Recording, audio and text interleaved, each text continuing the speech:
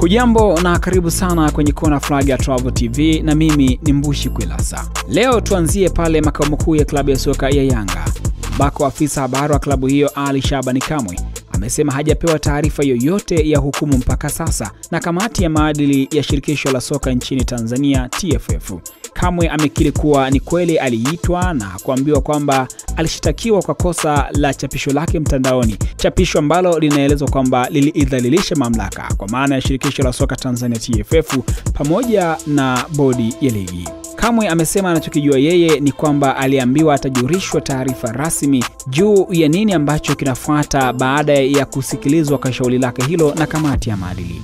Kupitia kwenye kipindi cha Sports Arena cha Wasafi FM, Kamwe amesema anasubiri taarifa rasmi kutoka kamati hiyo ya kuwa amehukumiwa ama la. Mshambuliaji wa klabu ya Singida Black Stars Jonathan Soa amefikisha idadi ya mabao 7 akiwa amecheza mechi 7.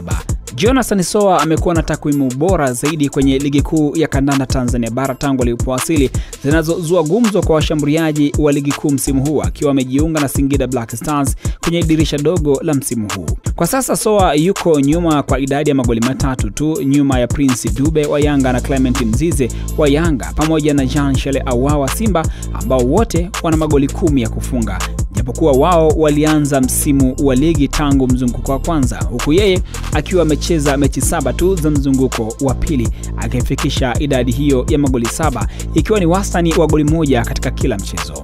Taarifa nyingine ni kutoka shirikisho la soka duniani FIFA, linalopanga kuongeza zaidi ya idadi ya timu zinazoshiriki kwenye michuano ya kombe la dunia mpaka kufikia timu 64 kwa kombe la dunia la mwaka 2030.